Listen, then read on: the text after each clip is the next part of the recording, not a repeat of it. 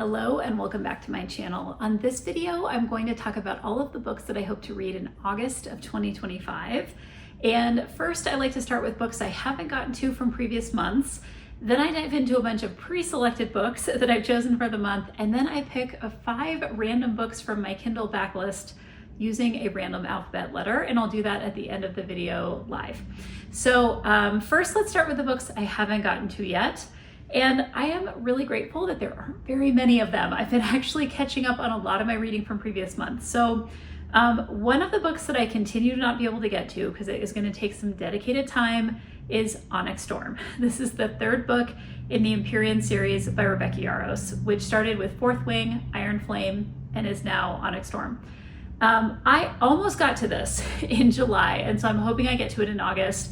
This is like the only book that I haven't had on my list for like a couple of months now that I haven't been able to get to. So that is still on my list.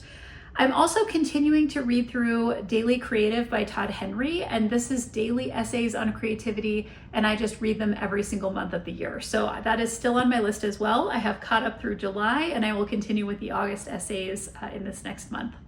Okay, let's dive into the new books that are on my list for the coming month. The first book that I have is one called Mindfulness in Reading, Meditations on Words and Wisdom by Ella Berthoud. And this is a book that I originally had on my NetGalley. It has since released, and I think it is just what it sounds like, meditations on reading. And of course I love reading, and so this is one that I was really drawn to. So when I finish this book, I will actually have caught up with all of my NetGalley reviews. I think I've done 10 of them total. And that will give me 100% on my reviews for NetGalley. So I'm going to continue to chip away at that. I also added a book called Like Mother, Like Daughter by Kimberly McCreight. And I have read this author before. I really like her style. She has kind of like mysteries and thrillers. This particular book, I saw at my local library. It's a relatively new release. I actually picked it up in physical copy and I just didn't get to it. And so I found it on audio through my library. And basically it's about a daughter who is like uncovering her mother's secret life. She comes home to like her childhood home in Brooklyn and her mother is missing. And this like kicks off this series of events where the daughter is trying to understand what has happened to the mother. I love stuff like this, like where there's a good premise to kind of like kick it off. So that's one that I'm gonna go ahead and pick up. I also decided to add to my list a book called The Book of Separation by Tova Mervis. And this is a memoir of a woman who is part of like an Orthodox kind of tight-knit Jewish family. And she ends up, I think, leaving this family and kind of leaving her like spiritual commitment to Judaism, or at least Orthodox Judaism. And this is her story of kind of like what that meant for her in terms of like losing her family, losing her friends, like losing her sense of community. And it just sounded really interesting. So I thought I would pick that up. I also have on my list a book called Immunity to Change. This is by Robert Keegan and Lisa Lasko-Leahy. I recently had this book recommended to me by a colleague and I had not read it before, and I've read a lot of books on change and it just feels like one that's like pretty important to the field. And so this is about both kind of like individual change, but also organizational change.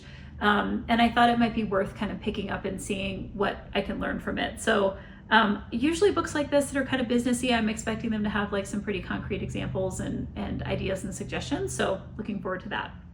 One of the big lifts that I have on my list this month is the entire Curse of Ophelia series by Nicole Platania, I think is the name. And this is a series that I have heard people rave about. The 5th book just came out, or I think it's coming out. It may be coming out. It's August 7th is when it's coming out. And so I thought, this is the month. Let me kind of read through this entire series. Now, this series is new enough that only the first couple of books are available on audio. So I have grabbed those, but the other 3 books in this series are not available on audio. And I will admit this makes me a little bit nervous because all of the books in this series are pretty long. And so I'll do my best to see if I can get through all of them. But the first book, let me give you a little bit of a background about what it's about. It says, the war is over, the curse is lifted, Malachi is gone. It's been 2 years since Ophelia has seen the boy she loves. When a treaty was signed ending the war and lifting the curse on Mystique warriors, Malachi left to attempt the sacred ritual known as the Undertaking. He never returned, and the undertaking was forbidden. Ophelia's world crumbled around her. Since then, she has pursued a fruitless search for answers. When the deadly curse resurfaces only on her, Ophelia finds solace in the idea that when she dies, she may finally be reunited with her lost love. Then a messenger appears, telling her that she alone may be the one to save her people. With her closest friends by her side, she embarks on a race against death, one that will not only challenge her physically, but make her question the Mystique leaders, the angels, and her belief in love. Can she win the fight against fate before the curse takes her life, or will the betrayals exposed along the way kill her first? So this is influenced by Greek mythology. It is a new adult fantasy romance series. And so I'm excited to dive into that. I know some people just really, really love this series. So there are 5 books. They are The Curse of Ophelia, The Shards of Ophelia, The Trials of Ophelia, The Myths of Ophelia, and The Legacy of Ophelia. And I'm gonna see how far I can get with all of those in the month of August. Okay, I also added to my list a book called My Life with the Walter Boys by Ali Novak. This is a book that I'm pretty sure, I don't remember what streaming service it's on, maybe Netflix, but it has been made into an adapted television show. And I was kind of intrigued by it, and I thought I want to read the book before I look at the series adaptation. And so this is a YA novel. It is about a main character who her life is turned upside down by tragedy, and she has to, I think, go live with a family that is not her own because of the situation that she's in. And it says that she is like the perfect grades, the perfect daughter, and then her family dies in a car accident. She has to move across country to live with new guardians, and those guardians have 12 sons. So it sounds interesting, and I am looking forward to looking at that. I'm also adding to my list a book called Catch of the Day by Kristen Higgins.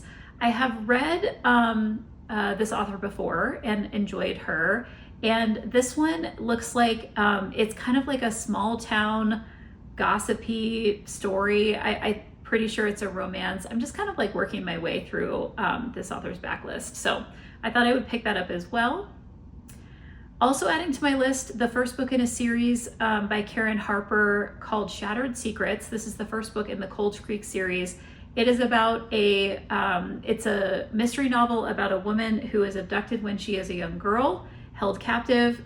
She is rescued, and then she ends up going back to her childhood home as an adult and gets like embroiled again in kind of this mystery of what happened.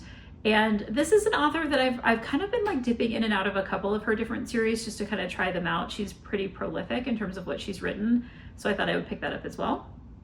I also added to my list the second book in the Eddie Flynn series by Steve Kavanaugh called The Plea. And I talked about in a previous month, I read the first book in this series, which is called The Defense. I loved it. I loved the main character. I thought it was so interesting, and I was completely drawn in to like just like the premise of, it's basically about a lawyer who's also a con man.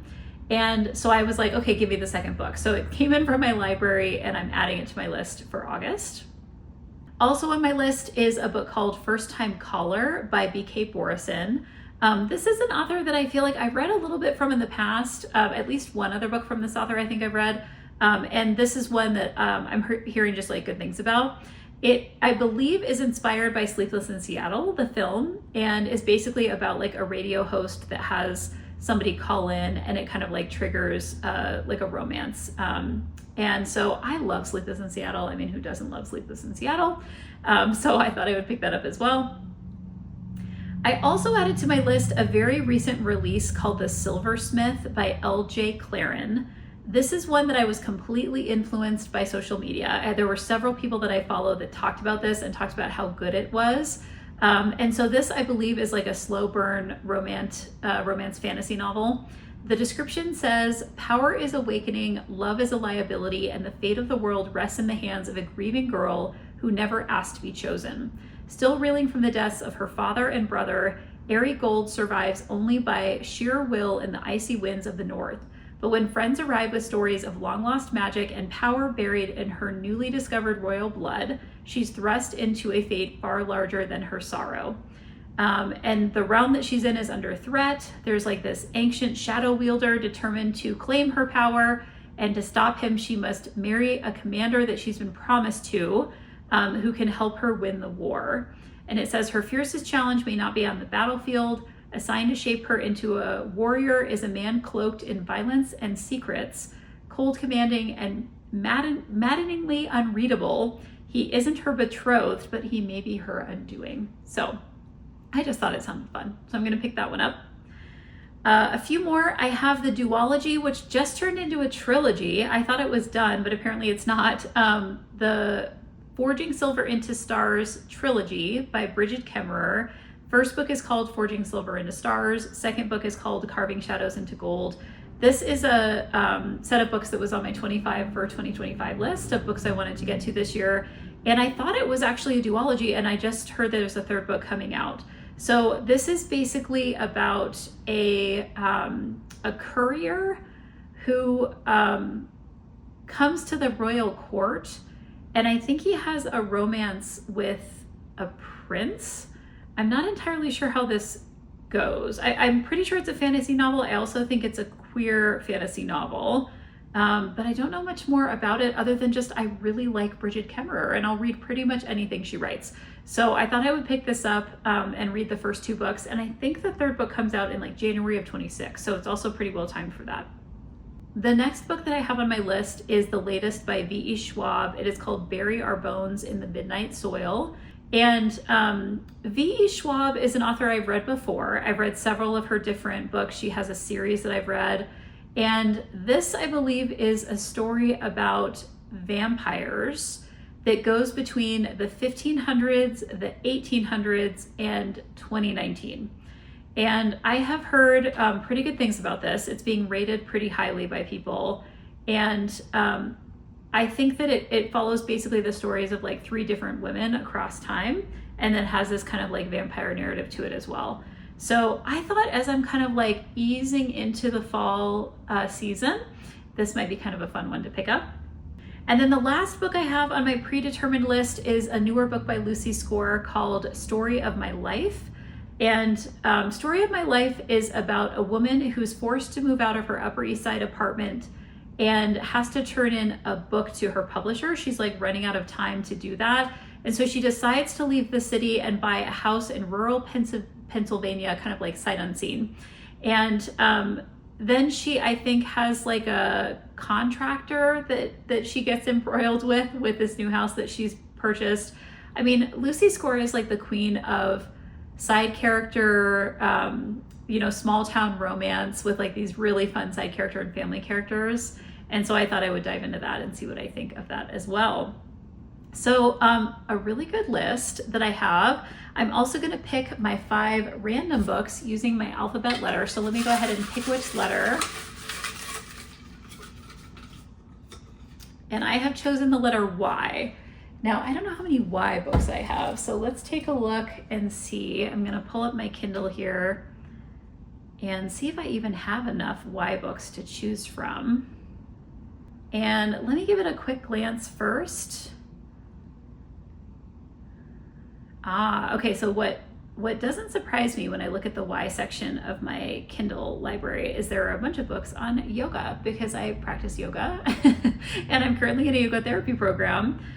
So this is actually kind of interesting that I may be able to choose some yoga books here, but let's see. I think there's enough here that I can choose from. So what I would say is I am going to pick first a book called Yin Yang Yogini, A Woman's Quest for Balance, Strength, and Inner Peace.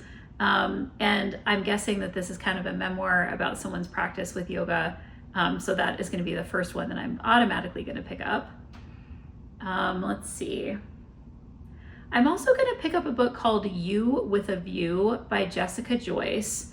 This is one that I've had on my radar for a while. It says it's basically about 2 high school enemies who have to reunite for a road trip inspired by their grandparents' broken engagement.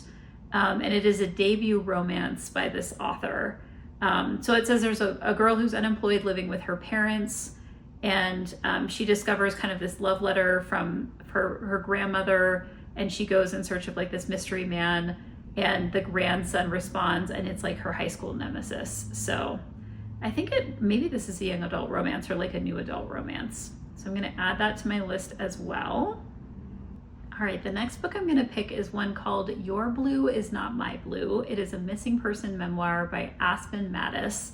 And it says that it's about a woman who is searching for her vanished husband, and she's writing a memoir about it. So it says that, let's see, it looks like her partner goes to attend a funeral of like a close friend and then doesn't come back. And she has kind of like she goes and searches for him as a missing person.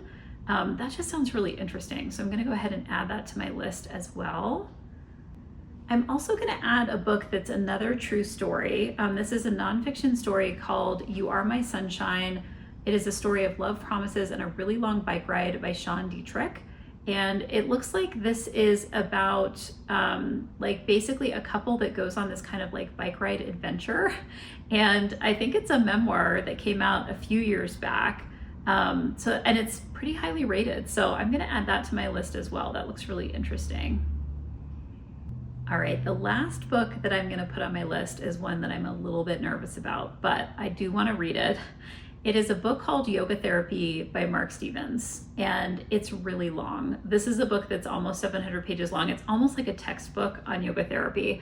I have it as an ebook. I actually have a physical copy of this book as well, and I'm wondering if I kind of assign this to myself, if I can be kind of like chipping away at it throughout the month, both on my Kindle and maybe in this physical copy that I have.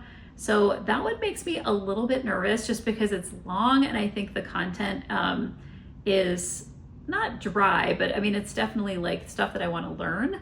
And so it may take me a little while to get through that, but that's okay. I think that could be kind of interesting to check out. So let me check here and make sure I have 5 Y books that I'm picking for the month of August, and that will go on the list with everything else I'm hoping to read this month. I hope you'll check back at the end of the month to see what I was actually able to read. And until that video, happy reading.